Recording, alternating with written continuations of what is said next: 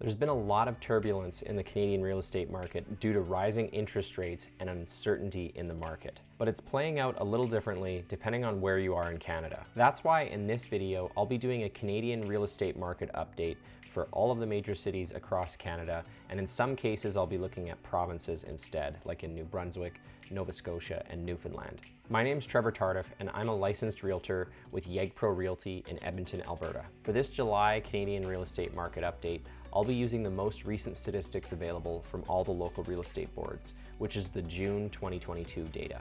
If you'd like to stay up to date on the Canadian real estate market, then please make sure to like this video and subscribe so that you never miss a future update. We will start by looking at the Canadian real estate market as a whole, and then I'll move into each city and region individually. So if you'd like to skip ahead to only the cities that you're interested in, if you look along the bottom, you can select the chapters depending on which city you'd like to take a look at.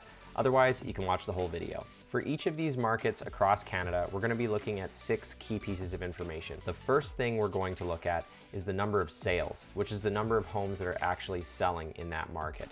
And we'll be looking at both the month-over-month change and the year-over-year change so that you can see how it compares to the month before, but also the same month last year. The second piece of information we'll be looking at is the number of new listings, which is new homes that are getting listed on the market. And third, we're going to look at the sales to new listings ratio, which is essentially the relationship between the number of sales and new listings, which can help you see how the market is shifting. Fourth, we're going to look at the active inventory levels, which is the number of homes that are still available and active on the market at the end of the month. We'll also be looking at the month-over-month and year-over-year changes for inventory levels so you can see if we're getting more homes for sale or less homes for sale, which can also be a key indicator on how the market is performing. And fifth, we're going to look at a metric called months of inventory, which is basically how many months it would take for all the available homes that are currently listed for sale to sell if homes continued to sell at the current pace and no new homes were listed. This can help you determine whether it's a buyer's market, a balanced market, or a seller's market, and it varies widely across Canada. And the sixth piece of information we're going to look at is the composite benchmark price, which helps show you exactly what's happening with prices in each local market. Okay, so let's get right into it. All right, so let's start with some of the stats for Canada as a whole. In the month of June in Canada, there was 40,107 sales. And if that represents a 5.6% drop from the number of sales in May, and a 23.9% drop from the number of sales in June of last year. Now, if we look at the number of new listings, there was approximately 77,576 listings across Canada in the month of June. And if you look at the ratio between those two numbers, you get a 52% sales to new listings ratio. I don't have the active inventory numbers for Canada as a whole, or the changes in month over month, but I do know that there was 3.1 months of inventory across Canada. So that means it would take 3.1 months for all of the active homes to sell if sales continued at the same pace. Now, if we look at the composite benchmark price for Canada as a whole, that was sitting at $809,700, which represents a 3.5% drop from last month.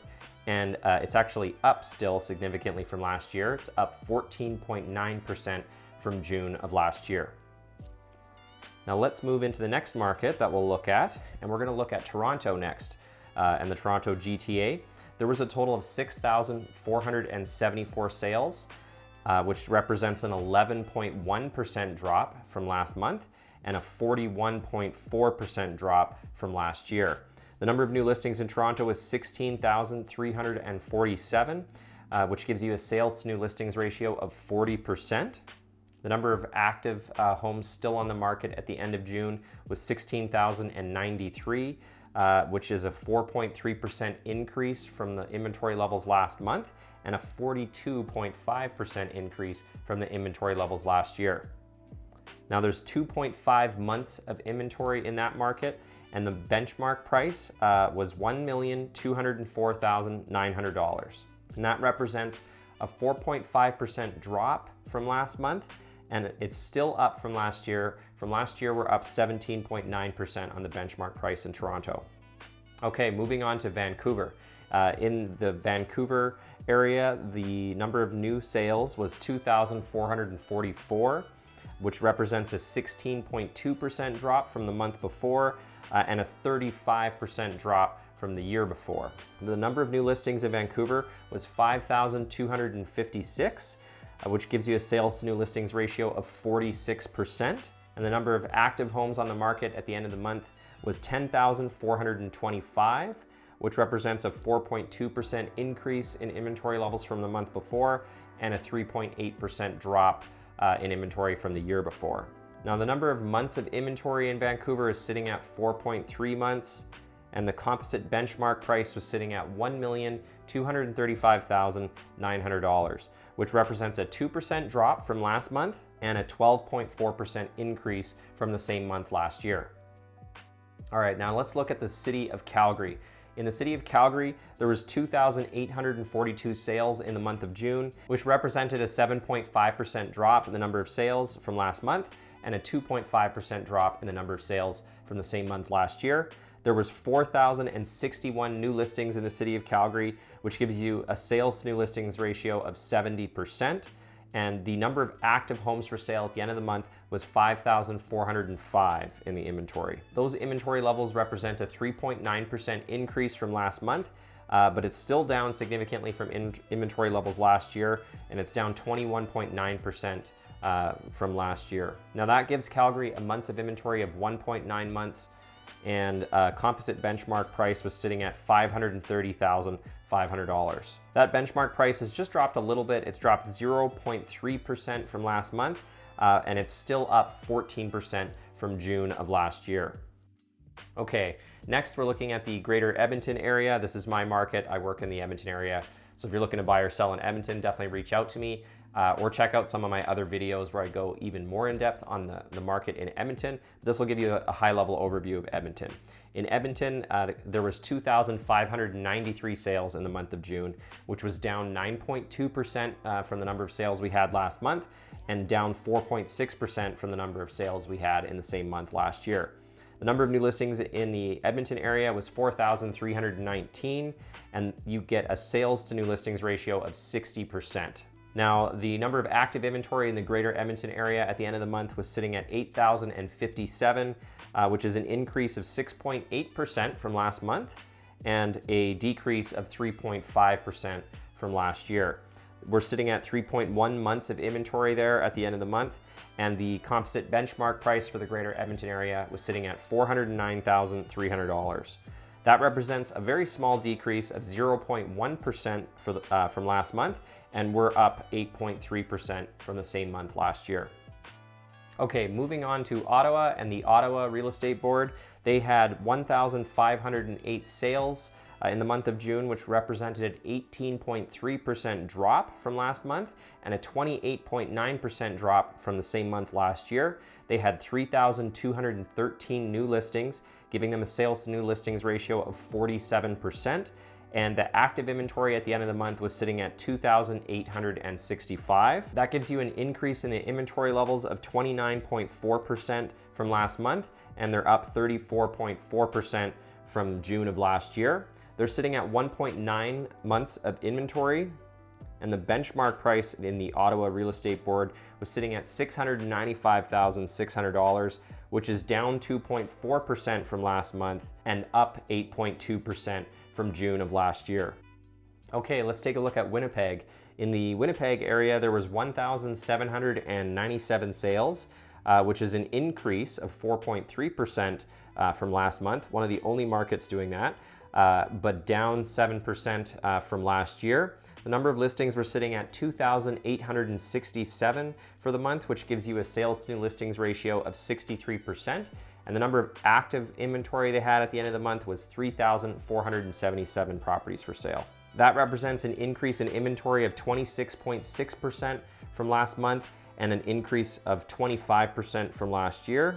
They're sitting at 1.9 months of inventory and a composite benchmark price of $360,900, which represents a 2.4% drop in the benchmark price from last month, but a 6.9% increase from the same month last year. Okay, let's look at the Hamilton-Burlington area, where there was a total of 995 sales, which represented a 19.2% drop in sales from last month and a 37.8% increase in the number of sales from last year.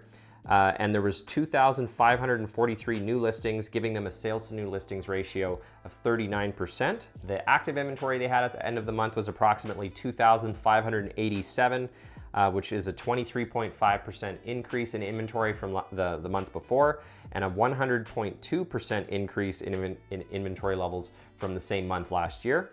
They were sitting at 2.6 months of inventory and a benchmark price of $934,700. Now that benchmark price is down 5.2% from last month, but it's still up 12.3% from June of last year. Okay, now looking at the Kitchener-Waterloo board, there was 561 sales in the month of June, which represented a 15.13% drop in sales from last month and a 24% drop from sales of last year.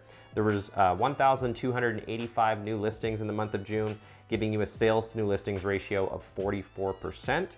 And they had inventory of 991 at the end of the month, which is an increase of 9.9% from inventory levels last month and an increase of 165% compared to the same month last year.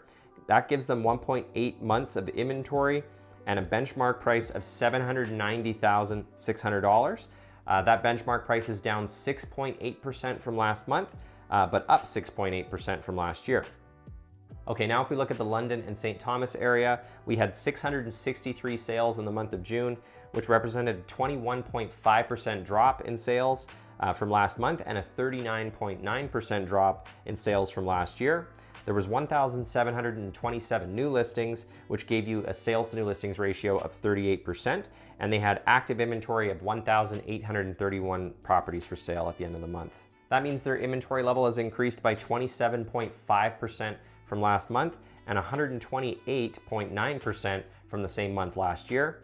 They've got 2.8 months of inventory and a benchmark price of $648,500. That benchmark price is down 7.8% from last month, but still up 10.08% from the same month last year. All right, so if we look at the Niagara area, they had 483 sales last month, which is down 18.8% from the month before and down 45.7% from the same month last year.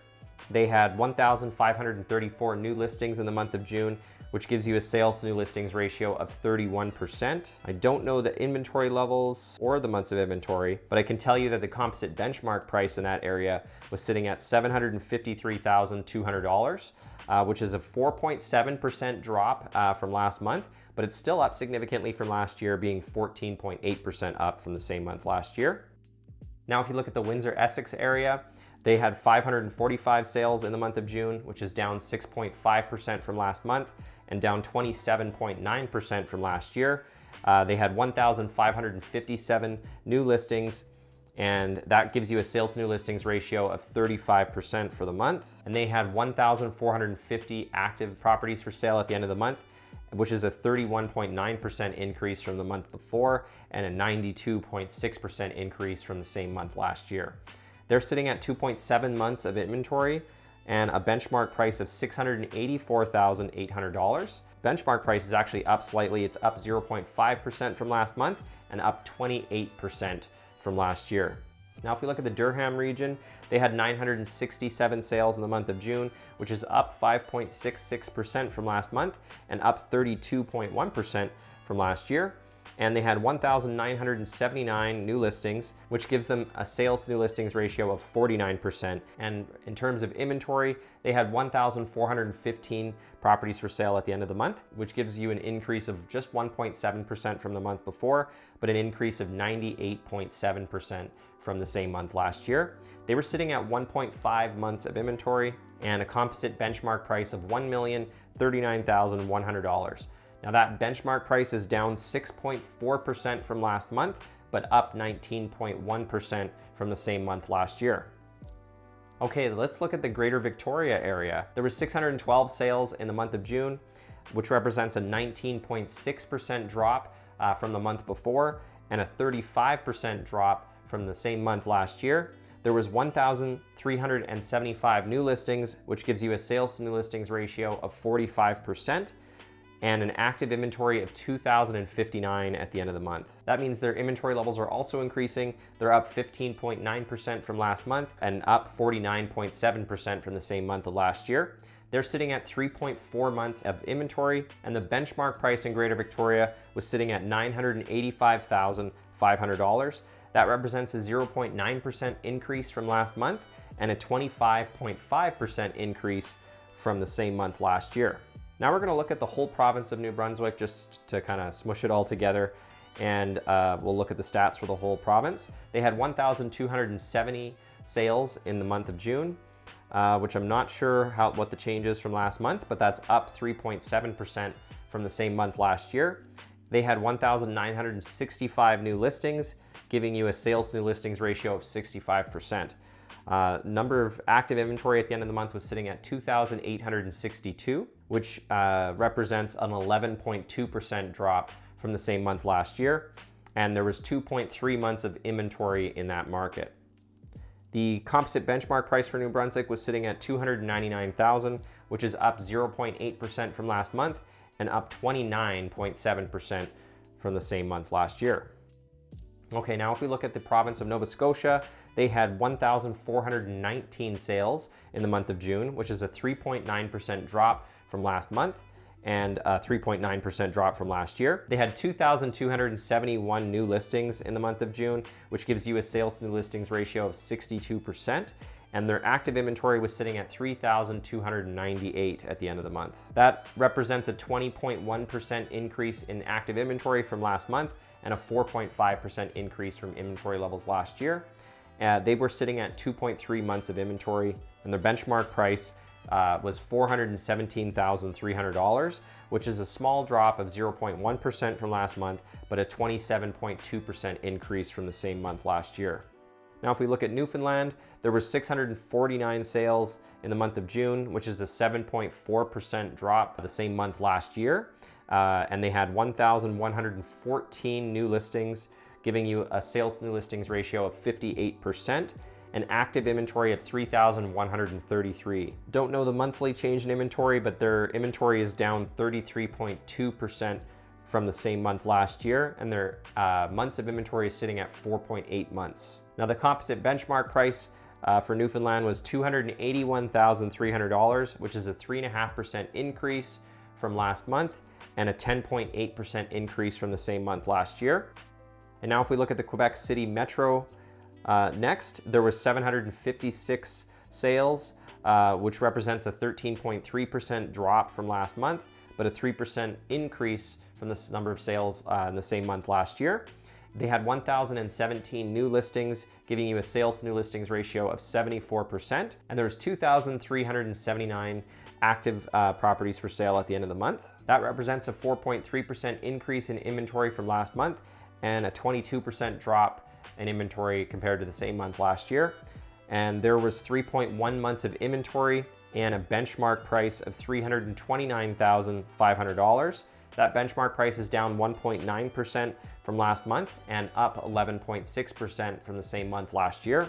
And last but not least is the Montreal Metro. There was 4,078 sales in the month of June, which is down 16.3% from last month and down 11% from last year. The number of new listings was sitting at 6,573 for the month, which gives you a sales to new listings ratio of 62%. Active inventory was sitting at 12,370, which is a 9.4% increase from last month and a 15% increase from last year. Number of months of inventory was sitting at 3, and their composite benchmark price was $546,800, which is down 1.6% from last month and up 12.7% from last year. So that's all the areas across Canada that I'll be covering in this video. If you want to check out part 2, what I'll do is I'll be comparing some of these stats to see how the different cities compare to each other so that you can actually see it all at once. We've looked at it individually. If you want to check out part 2, you can go into a little bit more detail comparing different cities across Canada. So I hope you enjoyed the video. Make sure to give it a thumbs up if you like this video and hit the subscribe button over here. Thanks so much for watching, and I will see you on the next video.